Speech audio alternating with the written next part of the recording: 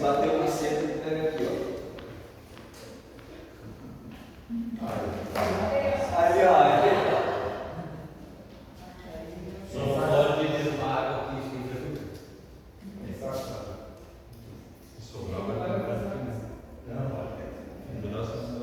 se baixar o nível aqui. Oremos então. Querido amado Deus, nós te louvamos e te agradecemos por esse momento, por esse encontro dos legionários. Abençoa, Senhor, esse encontro, abençoe também a palestra. Senhor, use o Vigan como instrumento das suas mãos. Também agradecemos, Senhor, a diretoria dessa Redute que tem feito a obra acontecer. Senhor, nos motive, nos engaje como teus servos e servas para te servir sempre mais. Senhor, mais uma vez pedimos, invocamos a tua presença. Derrame sobre o Vigan o Santo Espírito, em nome de Jesus. Amém. Amém. Bom, como o Rubem já falou, eu participei do encontro da Redute Sinodal, e o pastor lá no Solidário, ele trouxe uma palavra assim que mexeu bastante comigo. Eu até vim contando a palestra na viagem de volta para Clarice, daí eu falei assim, nossa, isso aí você devia aproveitar e levar isso também para o encontro da Redute de vocês, né? E aí, a gente vai refletir. Disse, bom, mas eu não tenho essa palestra. Mas daí eu falei com o pastor Ivário, disse, não teria problema se você me mandar essa palestra? Eu disse, não, manda. Ele me mandou a palestra que ele deu lá, que ele fez lá, e é o que eu vou estar fazendo aqui hoje, que eu achei fantástico. Serve para todos nós, em todos os tempos. E o título, né, que até a gente colocou na nossa divulgação é Entre Erros e Acertos, um homem segundo o coração de Deus, que é Davi. Quando a gente fala de Davi, né, o que a gente lembra aí? Davi. O que foi Davi? Pastor. Pastor, quem mais? Quem mais? Rei. Lutou contra o Golias. E o que mais? Será que a gente pode lembrar de Davi também? Fez muito erro. Oi? Teve muitos erros. Teve muitos erros. Então, Davi foi um homem muito interessante. Interessante porque ele conseguiu reunir em uma só pessoa, né, coisas muito diferentes, né, até meio diferentes, meio contrários, né, a gente chama assim de antagônicos, quer dizer, é bom, é ruim, certo e errado. Né. E ele fazia isso de uma forma bastante intensa. Por exemplo, ele era capaz de discernir, de discutir algo, de ver situações, de ele ver coisas tão belas e profundas desse, a gente vê quando a gente está lendo os salmos dele, né? E ao mesmo tempo ele ia na guerra. Não sei se precisa de microfone. Não. Para acabar. Acho que vai captar lá. Tá? Então, além dos salmos bonitos que ele escrevia, daquelas sutilezas que a gente lê, ele também ia à guerra, era um guerreiro. E ele lutava, né, nos seus exércitos, e essas guerras, né, às vezes a gente não presta muita atenção, mas elas eram extremamente violentas. Então esse era o Davi. Né? E assim, nós lemos lá nos Salmos, né, toda hora ele estava invocando o nome de Deus para ele estar do lado dele. Deus que era um refúgio para ele. Deus que era a rocha que salva. Deus que era o bom pastor. Dessa forma, a gente pensa no Davi, né, de que ele tinha sempre muitas decisões para tomar. E os salmos, as canções que ele escreveu, né, mostravam toda essa sensibilidade dele. E por que ele tinha toda essa sensibilidade? Fruto de oração e de uma comunhão profunda com Deus. Ao mesmo tempo que ele fugia da perseguição do rei Saul, ele também vivia de uma forma guerrilheira, peregrina, né? Sem casa e sem descanso. E talvez até por isso que Davi era tão amado por Israel e até por Deus. Amado por ser sensível à vida, por ser um guerreiro temido e por confiar sempre na graça de Deus. Depois de toda essa vida intensa que ele já tinha, vitoriosa, já tinha 40 anos, já era o rei, morava num palácio, né? Reinava sobre toda Jerusalém, em Hebron. O palácio dele, com certeza, era bonito, era confortável, não precisava mais ir tanto à guerra, não precisava mais viver no campo ou nas cavernas, como antes. Ele tinha tudo de bom e de melhor. O que faltava para ele? Não faltava mais nada. Ele já tinha conquistado tudo que ele poderia. Os exércitos já estavam organizados, já tinha seus generais de confiança. A luta militar contra os amonitas, por exemplo, já tinha vencido. Israel estava em paz. Não tinha mais muito o que fazer as batalhas. Depois de tantas conquistas, agora estava descansado, morando em Jerusalém, todos os confortos de um rei. Depois de tudo isso, de toda essa história que a gente conhece de Davi, vocês até lembraram agora de Golias e das guerras, rei Saul, vivendo com seu povo, tudo tranquilo, ele cai em pecado.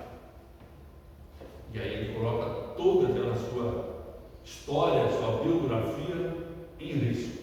Tudo que ele tinha conquistado, ele poderia talvez perder. E aí, tem um texto, né, que eu transcrevi para cá, que é em 2 Samuel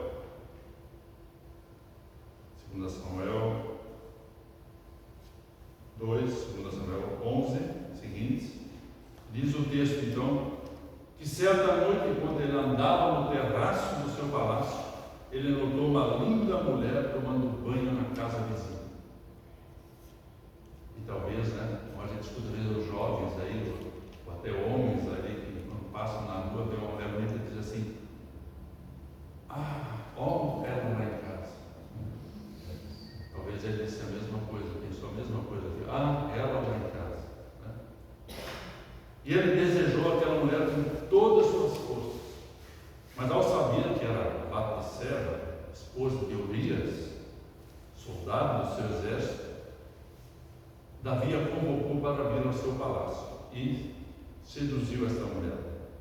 Diz o texto, né, está na Bíblia, que tempos depois Batseba mandou avisar que estava grávida. E agora? Davi se encontrava diante de um grande problema. Se o pecado dele fosse revelado, né, qual era a finalidade para eles, os dois? Né, a gente sabe disso, está lá em Levítico, né, era a morte, o apedrejamento, a morte dos dois. E aí, o que Davi faz? A gente conhece, está na Bíblia, mas ele pensa num plano. Né? O que eu vou fazer? Ele chamou então o marido de Batseba, Urias, para voltar da batalha. Né? Aí interrogou ele, né? Como é que estava a guerra, como é que estava o que estava acontecendo, e daí em seguida mandou ele para casa. Né? Bom, o que ele esperava, né? Vou mandar o Urias para casa, ele estava lá na guerra, vai para casa, vai se deitar com Batseba e vai ser o pai da criança, né? Ninguém vai desconfiar. Mas Urias não fez isso, porque naquele tempo o soldado, ele quando ia à guerra, ele tinha que se manter puro, então não podia se deitar com outra mulher. E Urias, né, diz o texto que Urias não visitou a sua esposa, né? Davi, frustrado, não aconteceu isso, ele tem que dar um jeito. O que ele fez? Chamou Urias de novo, deu um banquete, deu bebida, embriagou Urias. Então agora volta para cá, bêbado, né? Agora, né? Sem muita consciência, com certeza ele vai deitar com Batseba e resolver o meu problema. Mas a gente sabe, né? Urias não fez isso, né? Ele não podia fazer isso. Então, essa conduta fiel de Urias, né, fiel aos seus princípios, condenava ainda mais o pecado de Davi. E Davi começa a entrar então em desespero. O que ele pensou? Não tem jeito. Chamou Urias, escreveu uma carta uma cartinha para Urias levar para o seu comandante. Né? Essa carta, eu lendo aqui o texto, né? A carta dizia, né, comandante, põe Urias na frente da batalha, seja o primeiro, né, na batalha que ele vai desenvolver. Né? A gente pode chamar Urias porque ele deu uma atestado de óbito, né? Para que ele fosse morto. Essa é a única forma de Davi se salvar. Então, uma canetada, né? A gente diz hoje, né? A gente escuta muitas canetadas hoje, políticos e tal, mas uma canetada, Davi resolveu o problema. O rei poderoso, né? Parecia ter encoberto seus rastros da maldade, ao enviar Urias à morte. E nós estamos falando de quem? De Davi. Todo aquele Davi dos Salmos, todo aquele Davi, né, que lutou contra Golias, que enfrentou Saul, é esse Davi que nós estamos falando. Aí continua a história dizendo que Batseba, então, Urias foi morto, morreu em batalha. Aí tem um período de luto que a Batseba tinha que seguir, né? Quando acabou esse período de luto, Davi se casa com ela. Agora está resolvido, né? Casa, e ambos tiveram um filho. Aí aquela pergunta que a gente se faz, né? O que aconteceu com esse Davi? O que aconteceu com o Davi que a gente conhecia? Né? Que a gente lê? Né? O que aconteceu?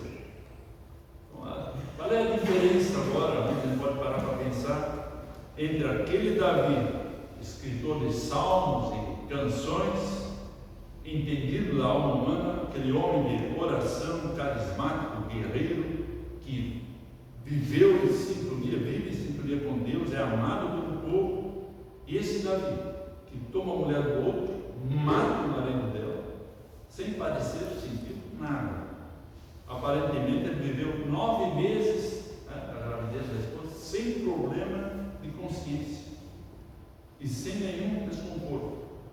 O que aconteceu com Davi? Parece que estamos falando de duas pessoas bem diferentes, totalmente diferentes uma da outra. Um Davi com uma sensibilidade intensa, elevada, capaz de construir salmos, outro Davi bem diferente, egoísta, insensível, capaz de planejar friamente um assassinato, coroando tudo isso com casamento e com aparente 9 meses de tranquilidade. Será que a gente está falando da mesma pessoa? Quantas vezes a gente às vezes vê uma pessoa e a gente, nossa, como ela mudou, né? O que aconteceu? Né? Para bem ou para mal? Então, quando o pecado se materializa a partir de nossa natureza já pecadora, quando ele se transforma de uma tentação numa ideia que se fixa, num desejo que se fica batendo dentro da gente, que a gente quer, né? De algo que a gente quer materializar, que a gente quer fazer e a gente não mede esforço, né? É uma transgressão, que a gente transgrediu uma regra. Esse pecado carrega consigo todo esse poder de arrancar a pessoa de quem ela é mesma, de quem ela era com Deus, de quem ela confia, e tornar ela irreconhecível, alienada de si mesma. Não é mais ela. Esse pecado tem o poder de arrancar também a pessoa da relação com outras pessoas, e principalmente com Deus. Podemos até dizer que o pecado, né, a pessoa fica esquizofrênica, né? Ela fica fora de si, ela comete coisas que ela normalmente não faria.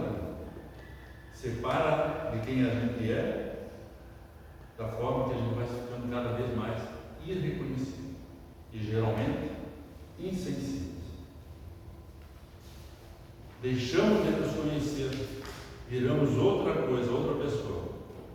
Ocorre algo dentro da gente que nem a gente mesmo reconhece. Nesse processo do pecado, que você vive com o teu pecado, convivendo com a culpa, com o peso, com a miséria, com a indignidade, você se torna insensível, anestesiado, quer dizer, né? Você não sente mais nada, você vai vivendo naquele seu pecado como se nada estivesse acontecendo. É o que aconteceu com Davi, que dormiu muito bem durante 9 meses entre o adultério e quando entra agora outro personagem na cena, o profeta Natan. Quando aparece o profeta Natan, à medida que o pecado nos oprime, a consciência não consegue ficar encarando a própria maldade, nem consegue conviver com a culpa. A única saída é a fuga, é a alienação de nós mesmos, é o caminho da mentira, porque ninguém vive com o pecado sem que abandone a verdade. É doloroso pensar, avaliar, sentir, entrar em contato com o seu interior.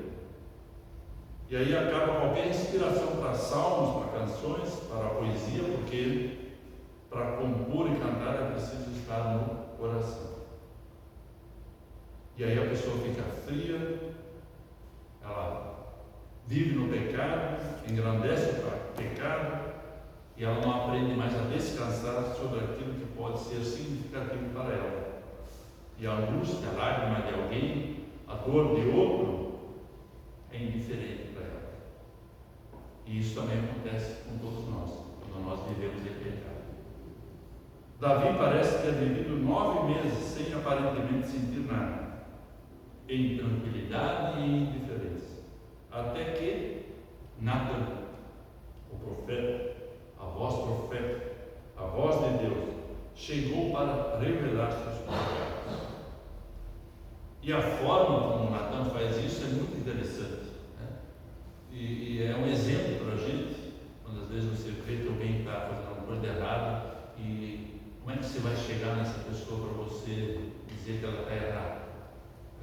Se você às vezes aponta o dedo diretamente para ela, ou o pecado diretamente, você vai, talvez a pessoa não vai entender e vai se defender mais rapidamente. E Natan não fez isso. Ele chega para Davi, eu acho muito interessante essa história aí, e quem se lembra dela vai achar também. Ele chega para Davi e diz assim: Davi, tem um problema sério no seu reino. Ah, é? Não estou sabendo de nada. Está tudo tranquilo, diz Davi. Olha, diz Natan, tem um homem que vive aqui, que é dono de um monte de ovelhas, é muito rico. E esse homem tem um vizinho pobre, muito pobre. E na casa desse homem rico, dá para ver a casa simples desse vizinho pobre. Esse vizinho pobre cria uma ovelhinha que ele ama muito. Então, esses dias chegou visita na casa do homem rico. E ele, ao invés de matar um dos seus tantos animais para fazer a festa, mandou alguém ir à casa do vizinho, que tinha apenas aquela ovelhinha, aquela cordeirinha, e mandou que pegasse a ovelhinha e oferecesse na festa. Então Davi se enlouqueceu com a injustiça e perguntou ao profeta: onde é que mora esse homem?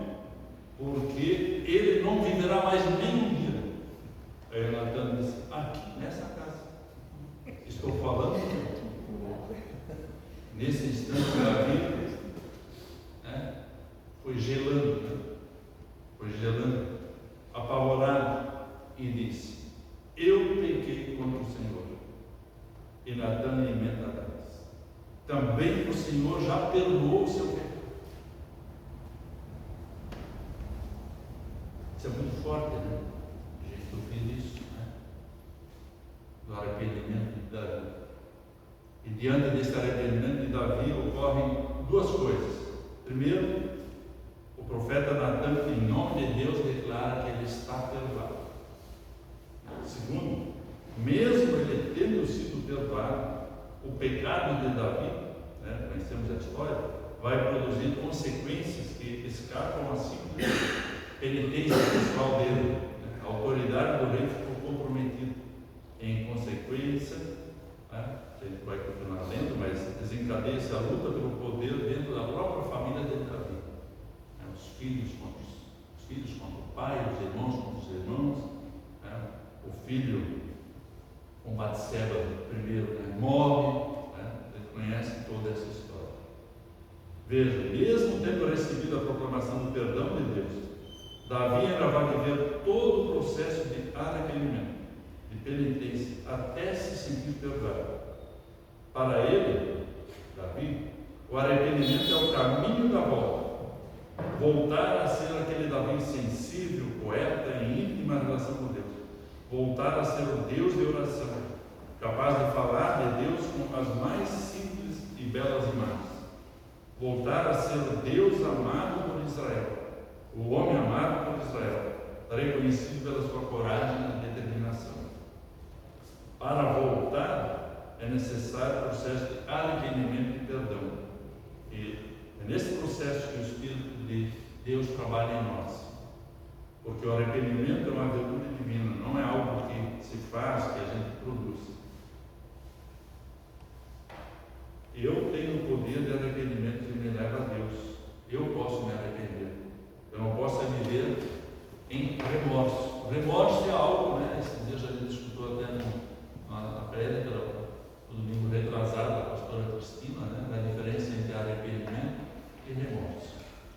Arrependimento é mudança de vida. Remorso é você ainda estar com aquele sentimento de que você fez alguma coisa e não foi curado. O poder do arrependimento que me leva a mim mesmo e que nós chamamos de remorso, acabei de falar, quando o meu coração fica turbado, fica cheio de dor, eu assumo o meu pecado e eu me arrependo. Para Deus, essa é a graça de Deus que está trabalhando dentro de nós. Nós somos salvos por graça. Do contrário, se o Espírito não estiver trabalhando, ou eu me arrependo como remorso, ou durmo sem culpa em cima do meu pecado. Foi o que aconteceu com Davi. Fez tudo errado e estava dormindo tranquilo. Não se arrependeu. Mudou quando ele se arrependeu. Se arrependeu. Assim, o arrependimento que me leva a Deus é a obra do Espírito Santo. É a tristeza com Deus. Enquanto o arrependimento que me leva a mim mesmo é remorso. É a tristeza sem Deus.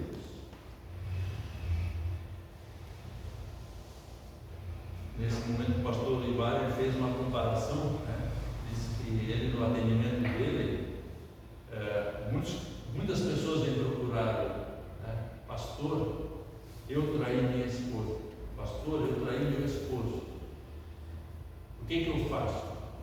Se arrependa? Mas por que está vindo vir falar comigo hoje? Porque ela descobriu, ele descobriu. Então, enquanto não tivesse descoberto, estava tudo bem. O pastor Olivário contou essa história que ele. Então você estava vivendo tranquilo, como Davi, estava vivendo tranquilo, até que alguém apontou o dedo. Então, quantos às vezes estão vivendo tranquilo no pecado? Que ninguém descobriu. Mas a gente sabe que a gente sabe. Eu gosto de dar essa frase. A gente sabe que a gente sabe. Que só a gente sabe. E para os meus atletas eu uso uma outra frase. A mente mente. Você se engana com os seus próprios pensamentos. Ninguém precisa dizer, mas você se engana com os seus próprios pensamentos. O arrependimento é quando a gente diz: Senhor, tem misericórdia de mim. O remorso é quando só diz: eu pequei. Mas o arrependimento é: Senhor, tem misericórdia de mim. Isso é um arrependimento, é uma tristeza transformadora. Eu mudo de vida. Esse foi o arrependimento, O outro exemplo, o pastor colocou aqui, da mulher que lavou os pés de Jesus com perfume e lágrimas. É um arrependimento que leva a gente a se prostrar diante de Deus em todos os nossos pecados. Esse é o arrependimento daquele que experimenta a aceitação de Deus, não por obras, mas por fé. Pela voz profética de Natan, Davi se arrependeu para Deus. E a expressão desse arrependimento está registrada no Salmo 51, que eu gostaria de ler aqui, né, que Davi escreveu depois, o Salmo de Davi, quando o profeta Natan veio ter com ele, depois de haver ele possuído Batseba. Davi escreve: compadece-te de mim, ó Deus, segundo a tua benignidade e segundo a multidão das tuas misericórdias, apaga as minhas transgressões. Lava-me completamente da minha iniquidade e purifica-me do meu pecado, pois eu conheço as minhas transgressões e o meu pecado está sempre diante de mim.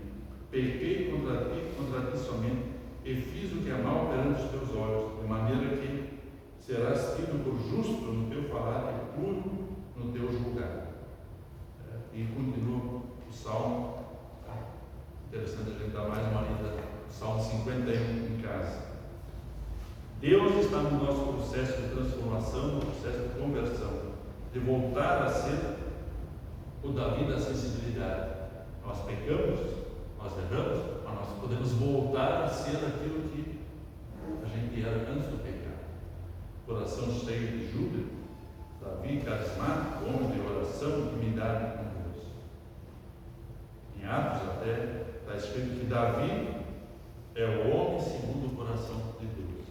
Está no processo de encarar a verdade dos seus pecados, de não estar mais alienado de si dos outros de Deus. Davi então está no caminho de voltar ao coração, de encontrar a alegria, de voltar a escrever salmos e canções, porque o coração está limpo das transgressões.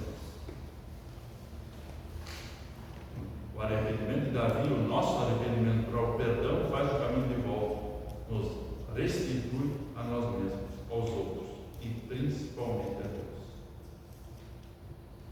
Que Deus nos ajude a entender isso, a entender essa palavra, a entender que qualquer ato, qualquer erro que nós tenhamos cometido, ou ainda viemos a cometer, que a gente vai cometer, isso é infalível, nós possamos entender que Deus nos perdoa se o nosso arrependimento for sincero. Que Deus nos ajude a entender isso. Amém. Amém.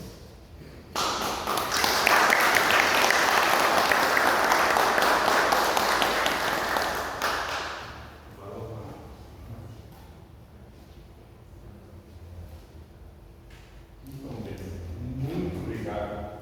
E assim, fico muito agradecido assim, e contente, né? Saber que nós temos pessoas que se dispõem a vir aqui realmente falar na frente, né?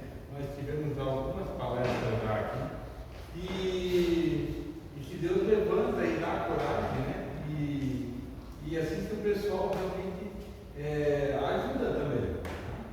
E isso é a comunidade. Então, quando a gente se dispôs a trabalhar na obra do Senhor, ele disse: usa-me, né? Quantas vezes a gente canta no hino, né? Estou aqui, né? Usa-me. Então, e eles vão me dar a oportunidade. A gente não perca a oportunidade. Quando for chamado, né? Dizer: estamos aqui. Obrigado, vida. Tá? Tudo de bom, irmão? Ó, temos aqui a nossa lembrancinha. Sempre tomar um mate gelado, mesmo se for tomar uma cerveja, né? Mas que Seu gelado também.